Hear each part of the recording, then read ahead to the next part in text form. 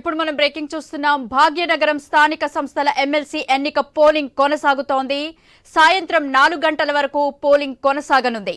ఈ ఎన్నికకు బీఆర్ఎస్ కాంగ్రెస్ పార్టీలు దూరంగా ఉండగా బీజేపీ ఎంఐఎంలు రేసులో ఉన్నాయి. బీజేపీ అభ్యర్థిగా గౌతమ్ రావు, ఎంఐఎం అభ్యర్థిగా మీర్జా రియాల్ ఉల్ హసన్ ఎఫ్ఎండి పోటీలో ఉన్నారు.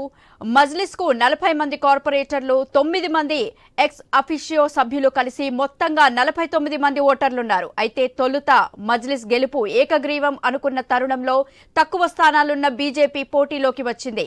19 మంది కార్పొరేటర్లు, 6 ఎక్స్ అఫిషియో సభ్యులతో కలిపి మొత్తం 25 మంది ఓటర్లు బీజేపీకి ఉన్నారు. కాంగ్రెస్ కు 14, బీఆర్ఎస్ కు 24 మంది ఓటర్లున్నారు. బీఆర్ఎస్ పార్టీ కార్పొరేటర్లు ఓటింగ్ కు దూరంగా ఉండాలని చెప్పగా కాంగ్రెస్ కార్పొరేటర్లు ఓటింగ్ లో పాల్గొననున్నారు. కాంగ్రెస్ ఎంఐఎం కు మద్దతిస్తే ఎంఐఎం గెలుపు ఏకగ్రీవం కానుంది.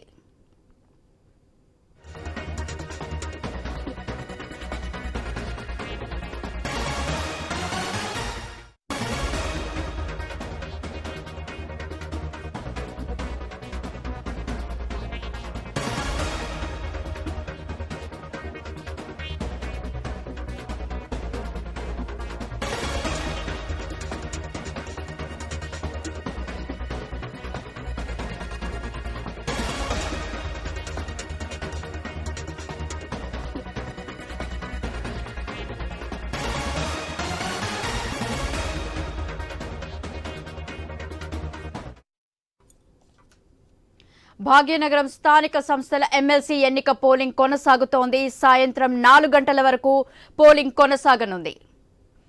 ఈ ఎన్నికకు బీఆర్ఎస్ కాంగ్రెస్ పార్టీలు దూరంగా ఉండగా బీజేపీ ఎంఐఎంలు రేసులో ఉన్నాయి. బీజేపీ అభ్యర్థిగా గౌతమ్ రావు, ఎంఐఎం అభ్యర్థిగా మీర్జా రియాల్ ఉల్ హసన్ ఎఫ్ఎండి పోటీలో ఉన్నారు. మజ్లిస్ కు 40 మంది కార్పొరేటర్లు, 9 మంది ఎక్స్ అఫిషియో సభ్యులు కలిపి మొత్తంగా 49 మంది ఓటర్లున్నారు. దీనిపై మరింత సమాచారం మా ప్రతినిధి లహరి లైవ్ లో అందిస్తారు. లహరి, చెప్పండి. ఎస్ గీత, ప్రస్తుతం హైదరాబాద్ ఎమ్మెల్సీ స్థానిక సంస్థల ఎన్నికల పోలింగ్ అయితే ప్రక్రియ మొదలైంది. సో ఇప్పటికే తమ ఓటు హక్కు వినియోగించుకోవడానికి కార్పొరేటర్లు కూడా సిద్ధంగా ఉన్నారు. ఇందుకు తగ్గటువంటి ఏర్పాట్లు కూడా ఎన్నికల అధికారులు సిద్ధం చేసినటువంటి సిచ్యువేషన్. సో జిహెచ్ఎంసీ ప్రధాన కార్యాలయంలో 2 పోలింగ్ బూతులు ఏర్పాటు చేయడం జరిగింది. ఒకవైపు కార్పొరేటర్లకు, అలాగే ఎక్స్ అఫీషియల్ సభ్యులు, ఇటు ఎంపీలు, ఎమ్మెల్యేలు, ఎమ్మెల్సీలు వాళ్ళు ఓటు హక్కును వినియోగించుకోవడానికి పోలింగ్ బూతులు కూడా 2 ఏర్పాటు చేయడం జరిగింది. సో ప్రజెంట్ నేను జిహెచ్ఎంసీ ప్రధాన కార్యాలయం దగ్గర ఉన్నాను. ఇక్కడ చూసుకోవచ్చు కూడా పూర్తిగా ఏర్పాట్లు అయితే సిద్ధం చేసినటువంటి సిచ్యువేషన్. ఎందుకంటే ఇక్కడ జరిగేటువంటి పోలింగ్కి ఎలాంటి ఇబ్బంది కలగకూడదని ఇప్పటికే ఎన్నికల అధికారులు పూర్తిగా భారీ పోలీసు బందోబస్తును కూడా ఏర్పాటు చేశారు. 144 సెక్షన్ కూడా అమల్లో ఉంది. సో ఇక్కడ మనము పూర్తిగా కూడా మనము విజువల్స్లో చూసుకోవచ్చు పోలీసులు ఎంతగా ఉన్నారో, ఎట్లాంటి గొడవలు జరగకుండా అన్ని ఏర్పాట్లు కూడా సిద్ధం చేసినటువంటి పరిస్థితి. సో ఇప్పటికి ప్రజెంట్ అయితే మనకు ఈ ఎమ్మెల్సీ ఎన్నికలకైతే ఇటు ఎంఐఎంతో పాటు బీజేపీ అయితే పోటీ పడనున్నాయి. ఇటు ఎంఐఎం అలాగే బీజేపీ నుంచి పోటీ పడేటువంటి ఈ అభ్యర్థులు ఇది ఒక ఉత్కంఠభరితంగానే ఈ ఎన్నికలు ఉన్నాయని చెప్పుకోవచ్చు. ఎందుకంటే 22 ఏళ్ల తర్వాత ఈ ఎమ్మెల్సీ ఎన్నికలు జరుగుతున్నాయని చెప్పుకోవచ్చు. ఇప్పటి వరకు ఏకగ్రీవంగా ఉన్నటువంటి ఈ ఎమ్మెల్సీ స్థానానికి ప్రస్తుతం అయితే ఎన్నికలు అనివార్యం అన్నట్టుగా కూడా మనకు ప్రజెంట్ తెలుస్తుంది. సో ఎందుకంటే ఇప్పటికే బలబలాలు కూడా చూసుకోవచ్చు. ఎంఐఎం నుంచి కావచ్చు, ఇటు బీజేపీ నుంచి కావచ్చు, ఎలాంటి పార్టీ బలాలు ఉన్నాయని కూడా మనము ఇప్పుడు చెప్పే ప్రయత్నం చేస్తాను. ఎందుకంటే పార్టీ బలాలు కూడా ఇప్పటికే ఎంఐఎంకి అయితే 41 కార్పొరేటర్లు ఉంటే 9 మంది ఎక్స్ అఫిషియో సభ్యులైతే ఉన్నారు. అయితే మొత్తం 50 మంది బలంతో ఇటు ఎంఐఎం ఉంది. అలాగే బీజేపీకి 18 కార్పొరేటర్లు, 6 ఎక్స్ అఫిషియో సభ్యులు, మొత్తం కలిపి 24 బలాలు అయితే బీజేపీకి ఉన్నాయి. అయితే ఎలాంటి బలం లేకుండానే ఇటు బీజేపీ ఎమ్మెల్సీ స్థానానికి అయితే సిద్ధంగా ఉందని చెప్పుకోవచ్చు. ఇటు నామినేషన్ వేయడం, అలాగే ఉపసంహరించుకోకపోవడంతో ఇటు ఎన్నికలు అనివార్యం కావడంతో ఈ రోజు పోలింగ్ ప్రక్రియ అయితే కొనసాగుతుందని చెప్పుకోవచ్చు. అలాగే ఇటు చూసుకోవచ్చు కాంగ్రెస్కి అయితే 7 కార్పొరేటర్లు, 7 ఎక్స్ అఫిషియో సభ్యులైతే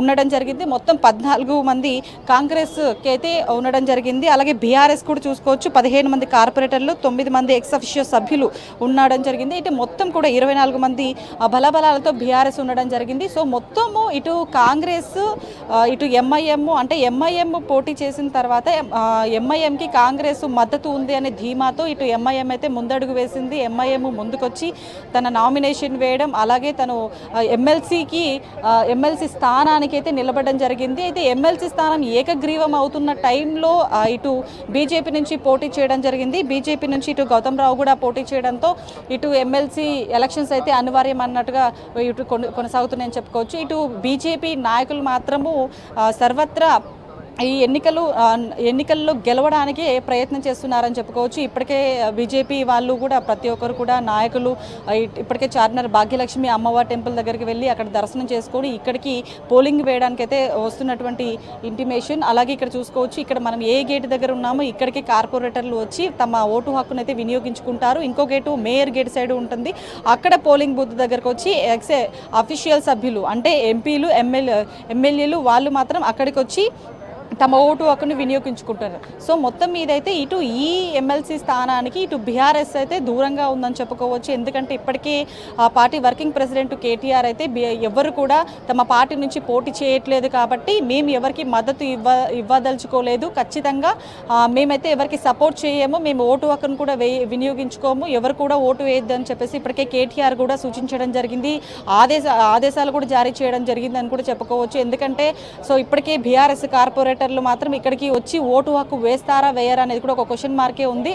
ఆల్రెడీ అయితే ఇప్పటికైతే అధికారికంగా ఓటు హక్కు అయితే ఎవరైతే వినియోగించుకోరని చెప్పేసి కూడా చెప్పడం జరిగింది. మరి కాంగ్రెస్ పార్టీ అయితే మనకు ఒక రకంగా సైలెంట్ మోడ్లోనే ఉందని చెప్పుకోవచ్చు. కానీ కాంగ్రెస్ ఇప్పటికైతే అధికారికంగా ఎవరు ఓటు వేస్తారు అనేది చెప్పలేదు. కానీ లోపల చర్చలు మాత్రము ఎంఐఎంకి సపోర్ట్ చేస్తుందనే విషయం అయితే మనకు తేటతెల్లమవుతుంది. సో మొత్తం మీద ఇటు ఎంఐఎం అలాగే బీజేపీ ఇద్దరి మధ్య పోటీ ఉన్నటువంటి ఈ ఎమ్మెల్సీ స్థానానికి ఎవరు గెలుస్తారు ఏంటి అనేది కూడా ఒక పెద్ద క్వశ్చన్ మార్క్ ఉంది. ఎందుకంటే ఉత్కంఠ భరితంగానే ఈ ఎమ్మెల్సీ ఎలక్షన్స్ జరుగుతున్నాయని చెప్పుకోవచ్చు. ఇటు హైదరాబాద్ జిల్లాలో ఉన్నటువంటి కార్పొరేటర్లు ఎక్స్ అఫీషియో సభ్యులైతే తమ ఓటు హక్కును వినియోగించుకోవడానికి అయితే ఇక్కడికి వస్తున్నారు. మొత్తం 112 మంది ఓటర్లు అయితే తమ ఓటు హక్కును వినియోగించుకున్నారు. సో మొత్తం మీద ఈ ఎంఐఎంకి అయితే బలబలాలు మాత్రం ఎక్కువగానే ఉన్నాయని చెప్పుకోవచ్చు. మరి బీజేపీ నుంచి కేవలం 24 మాత్రమే ఉన్నాయి.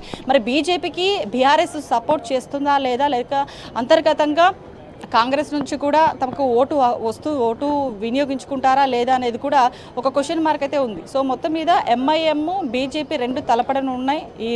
వీరికి సంబంధించినటువంటి ఓటు హక్కు ఇటు కార్పొరేటర్లు ఎక్స్ అఫీషియో సభ్యులు అయితే తమ ఓటు హక్కును వినియోగించుకున్నారు. సో మొత్తం మీద అయితే ఇక్కడ జిహెచ్ఎంసీ ప్రధాన కార్యాలయంలో 2 పోలింగ్ బూత్లు అయితే ఏర్పాటు చేయడం జరిగింది. ఇప్పటికే కార్పొరేటర్లు కూడా తమ ఓటు హక్కును అయితే వినియోగించుకుంటున్నారు అని చెప్పుకోవచ్చు. Thank you Lahari.